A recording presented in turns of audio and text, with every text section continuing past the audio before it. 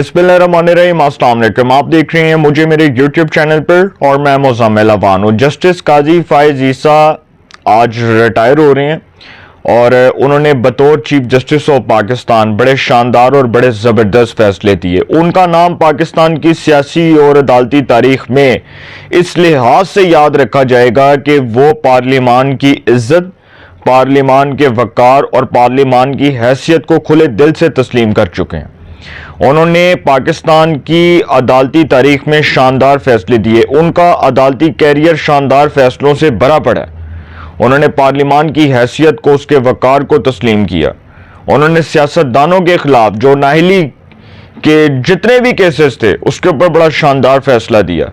Justice काजी फाइज ईसा पाकिस्तान के 29वें chief justice की हैसियत से काम कर रहे थे, अपने फ़राइज़ सर अंजाम दे रहे थे और इस एक साल के कमोबेश, एक साल या एक महीने के कमोबेश जो उनका टेन्योर था उसमें उन्होंने बहुत ज़बरदस्त फैसले दिए।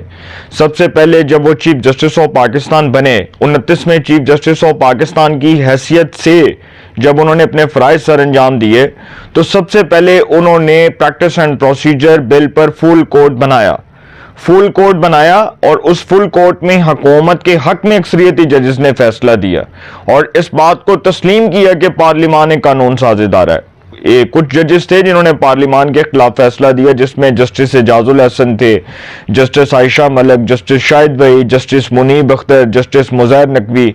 तो ये जजेस थे जिन्होंने पार्लिमान के खिलाफ फैसला दिया, वरना तमाम जजेस जो है उन्होंने पार्लिमान की हैसियत को तस्लीम किया। इसी तरह अब वो जो डॉलर खोर हैं सर, वो डॉलर खोर कोई बहाना ढूंढ रहे हैं कि जस्टिस काजी फाइज ईसा साहब के ऊपर कोई तनकीद की जाए, कोई उनके ऊपर तनकीद के नश्तर बरसाए जाएं या कोई जवाज़ ऐसा मिल जाए, कोई जवाज़ ऐसा फराहम कर दिया जाए कि जस्टिस काजी फाइज ईसा साहब के ऊपर तनकीद की जाए, तो उनको तो अब जवाज़ भी नहीं मिलेगा।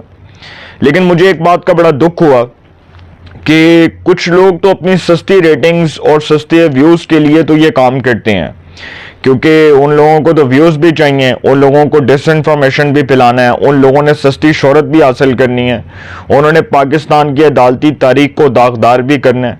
तो मुझे दुख इस बात का हुआ कि जस्टिस मंसूर अली शाह, जिन्होंने ख़त लिखा रजिस्ट्रार को और उसमें उन्होंने जस्टिस फाइज ईसा के ऊपर काउंटर अटैक किया और उनकी ज़ात के ऊपर हमले किए, तो मैं बड़ा हैरान हुआ कि अब तक तो जस्टिस मंसूर अली शाह जस्टिस काजी फाइज ईसा साहब के बहुत अच्छे दोस्त थे, अब तक उनको अपना एक दोस्त कहते रहे।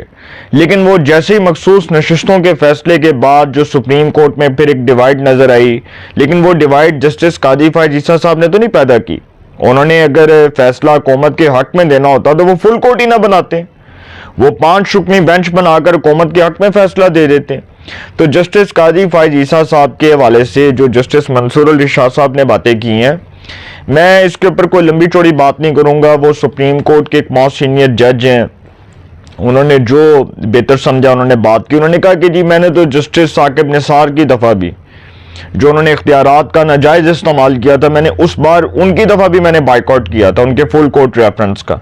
तो इसी तरह जो जस्टिस काजी फाइज ईसा साहब हैं, मैंने उनका भी बाइकआउट किया। मैं उनके फुल कोर्ट रेफरेंस में शरीक नहीं होऊंगा और उन्होंने कुछ वजूहात लिखी।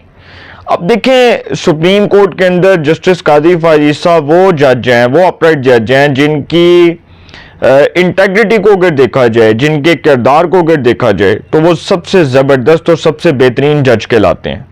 उन्होंने बड़े ज़बरदस्त फैसले दिए हैं। प्रैक्टिस एंड प्रोसीजर बिल, नैब कवानीन जो तरमीमी ऑर्डिनेंस है उसके ऊपर जो वफाकी हुकूमत की इंट्रा कोर्ट अपील थी उसके ऊपर फैसला, फैज़ाबाद धरना केस का फैसला, जस्टिस मुज़ैर अकबर नकवी केस का फैसला कि सुप्रीम कोर्ट के एक जज को उठाकर उन्होंने बाहर कर दिया, उसको करप्शन के एलिगेशंस के ऊपर फारिग कर दिया गया, उसको निकाल दिया गया, एक बड़ा ज़बरदस्त फैसला था।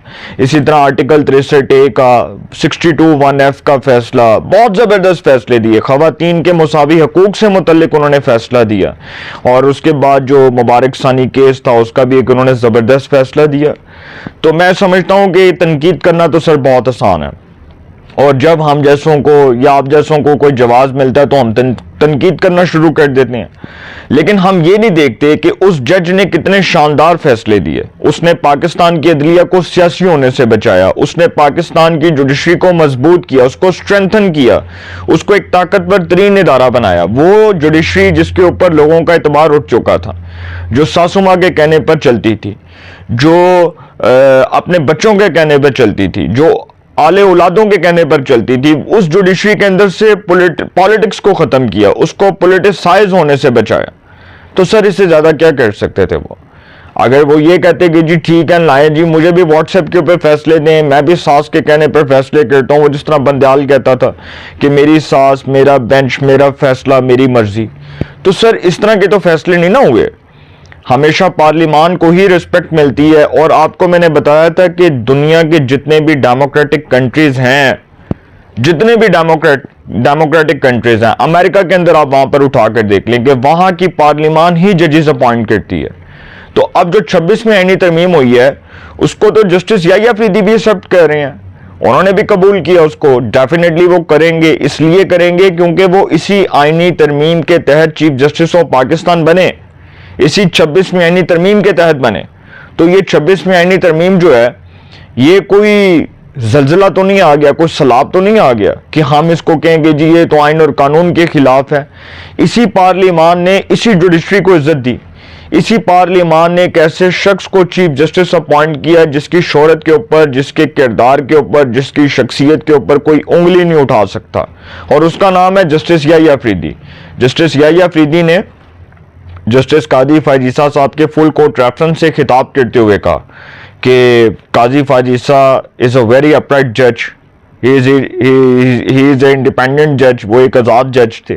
اور انہوں نے کہا کہ بڑے طاقتور جج تھے وہ, اور انہوں نے بڑے زبردست فیصلے دیے. انہوں نے کہا کہ ہم ان کی کمی کو محسوس کریں گے, اور انہوں نے سپریم کورٹ میں ایک شاندار عدالتی کیریئر کے ساتھ وہ جا رہے ہیں. انہوں نے یہ بھی کہا. تو سر ہمارے یہاں پر جو ڈالر خور ہیں وہ کر کے رہے ہیں, وہ ڈالرز کے لیے, سستی ریٹنگز کے لیے, ویوز کے لیے وہ تنقید کرتے ہیں, کیونکہ انہوں نے اپنے چینل کے اوپر ویوز لینے ہیں نا, تو وہ تنقید تو کریں گے. تو تنقید نہیں کریں گے تو ان کا نکلی چورن کہاں سے بکے گا؟ ان کو اپنا نکلی چورن بھی بیچنا ہے, اور ان کو یہ کام تو لازمی کرنا ہے. اس لیے کرنا ہے کیونکہ جب ان کو لوگ سننا ختم کر دیں گے, یا جب ان کی لوگ وہ جو ہے فضولیات اور وہ اس طرح کی جو ریلیونٹ چیزیں ہیں وہ جب لوگ سننا ختم کر دیں گے تو ان کو ویوز کہاں سے ملیں گے؟ تو انہوں نے ویوز لینے ہیں نا, تو اس لیے وہ یہ کام کرتے ہیں. تو جسٹس قاضی فائز عیسیٰ صاحب کو میں سلام پیش کرتا ہوں کہ انہوں نے زبردست عدالتی کیریئر کے ساتھ وہ جا رہے ہیں, الوداع ہو رہے ہیں.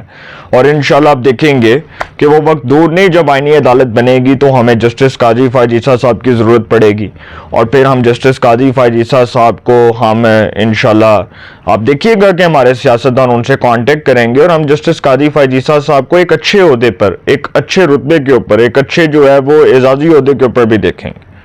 تو ہم تو انشاءاللہ ان کے لیے ہمیشہ دعا گو رہیں گے, اور ہم جسٹس یحییٰ افریدی صاحب کے لیے بھی دعا گو ہیں. لیکن مجھے دکھ اس بات کا ہوا کہ جو جسٹس منصور علی شاہ نے خط لکھا ہے, یہ خط لکھنا مناسب نہیں تھا ایک ایسے وقت میں جب فل کورٹ ریفرنس تھا, یا آپ اس کے بعد لکھ لیتے, یا آپ اس سے پہلے ان کے چیمبر میں جا کر ملاقات کر کے ان سے گلہ شکوہ کر لیتے. لیکن سر میں سمجھتا ہوں کہ پارلیمان نے ایک زبردست فیصلہ کیا کہ پارلیمان نے ایک ایسے شخص کو چیف جسٹس بنایا جس کی انٹیگریٹی کے اوپر, جس کی شہرت کے اوپر, جس کے کردار کے اوپر کوئی انگلی نہیں اٹھا سکتا.